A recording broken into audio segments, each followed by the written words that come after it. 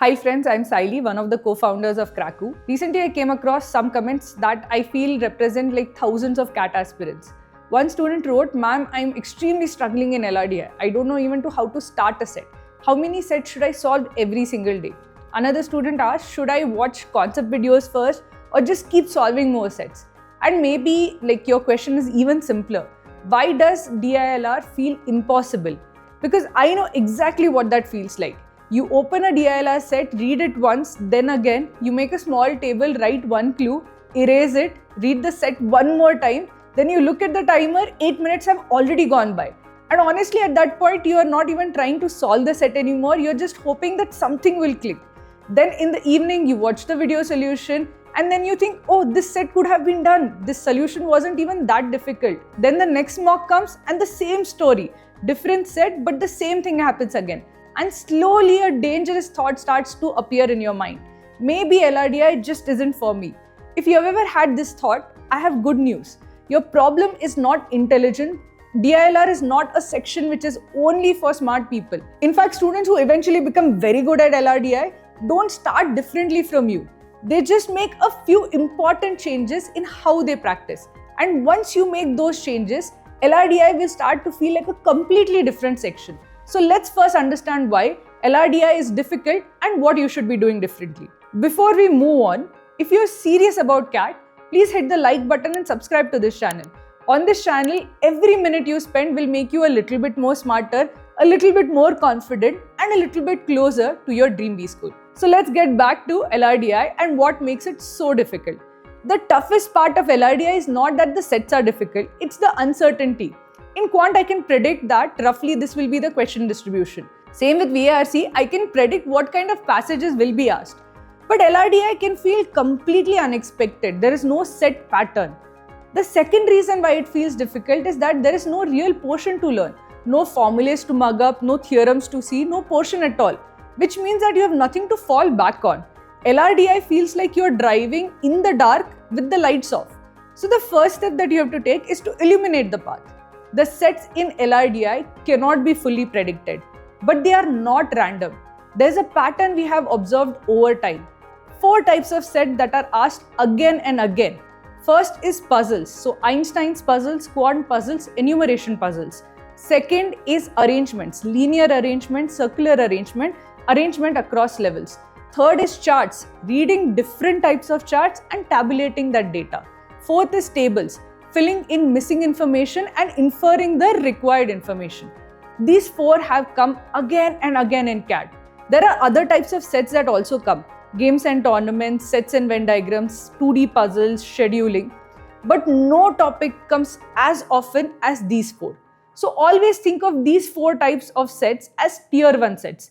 These are the foundation of your attempt. It's not necessary that you attempt these sets first or always attempt them. But more than anything else, you should know how to solve these 4 sets. These are like the basic skills you should have if you want to excel in LRDI. You should do at least 100 sets of each of these 4 types. The second thing that you have to do is to formulate a process.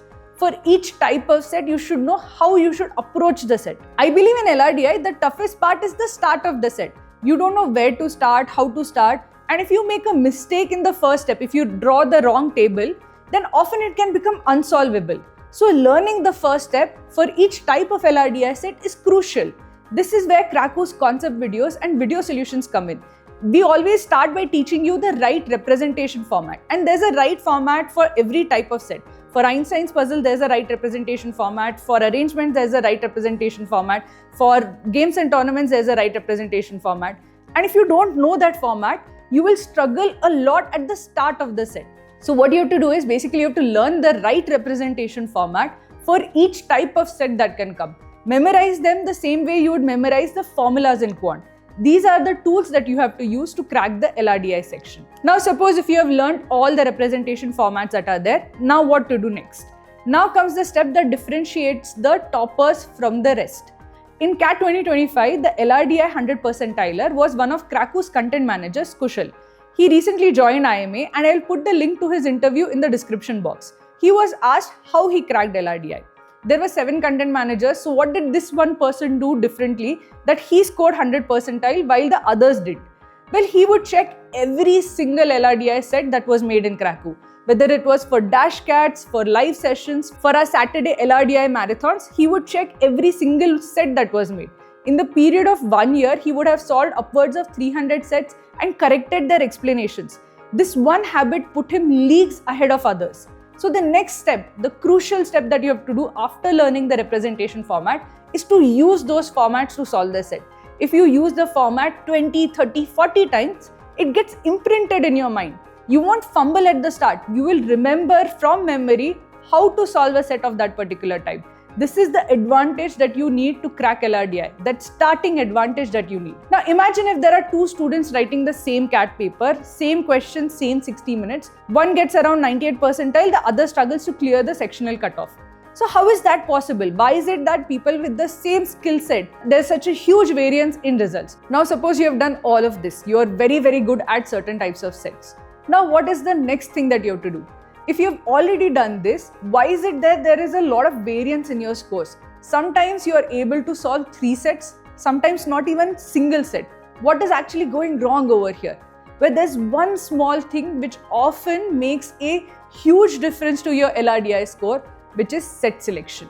So set selection can make your LRDI section or it can completely break your LRDI attempt. Every LRDI section usually has 1 or 2 sets that are surprisingly manageable and 1 or 2 sets that can quietly consume 20 minutes of your time. The problem is that at first look, both of them seem equally difficult. This is basically where a lot of students lose marks. They accidentally choose the wrong battle. That's why I always tell students something that might sound strange. The first few minutes of LRDI are not for solving, they are for choosing.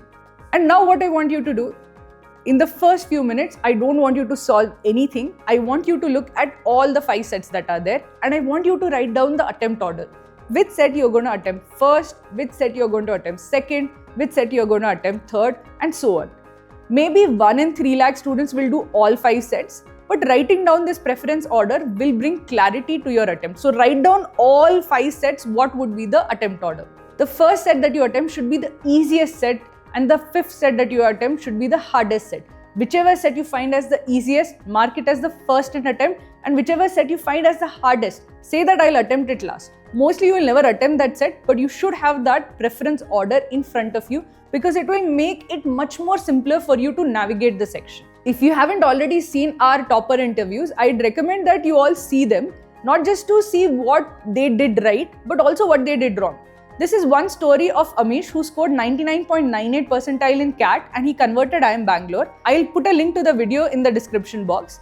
He was telling the story of his CAT 2025 LRDI section and it was nearly a horror story for him. He saw the paper, he saw one set that was clearly easy and he said that I'll do this as my second set and started with circular arrangement set which turned out to be very difficult. And he got badly stuck in that set. If you get stuck in the first set that you solve, your confidence will tank, you will panic and it will be very difficult for you to think clearly from that point on. On the other hand, if you have solved one set correctly, you will attack the second with confidence and clarity. So the first set that you should do should be the one that you're most sure about. Don't say that this looks easy, I will do it later. No, that should be the first set that you solve. Whatever is the easiest set should be the first set that you solve. In the same video, also hear Vihan's story. He also chose poorly and got stuck, but then he somehow salvaged the situation. He says when you are sinking, you have to flail your arms around so that you float, and that's exactly what I would suggest. Try everything, check the options, see whether the options help you eliminate cases. See the question phrasing to see whether there are multiple cases. Whatever you can do to prevent sinking, do it and try to salvage the situation. Most of the time it is basically handling that pressure, handling the panic that is required. Now the next question that often comes is, what do I do if I feel hopelessly stuck? Well, this is what your strategy should be. 5 minutes in, if you have made no headway with the set, nothing is clearer than when you began, cut your losses, find another set, just leave that set. But once you decide to stick around and you are already 10 minutes in, then don't leave. Persist with the set. Read everything again. See if you missed a clue. Check every clue again to see whether you misread a clue. Generally what happens is that when you are quickly reading, you read some of the clues incorrectly. So check all of that again.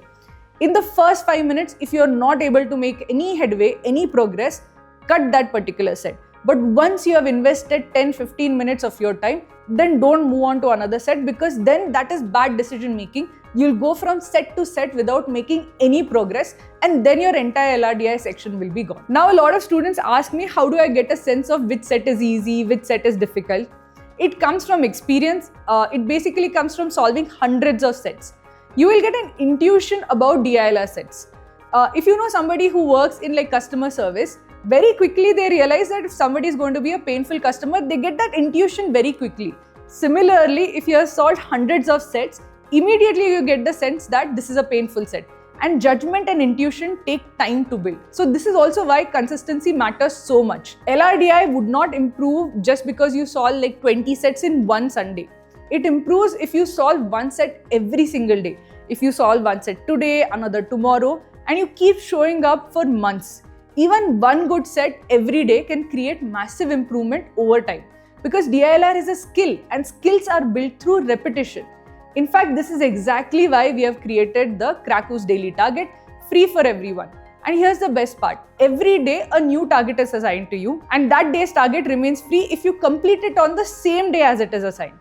Sometimes consistency doesn't fail because you're lazy. It fails because you don't know what to practice next. So daily target removes that decision. You simply open the assigned target, finish it that particular day, and keep repeating the process every single day. So one set today, another tomorrow, and that's how consistency compounds. And that's basically how you actually improve in LRDI. Now, one thing that I hear very often, that students often tell me is that, ma'am, I solved reasonably well at home.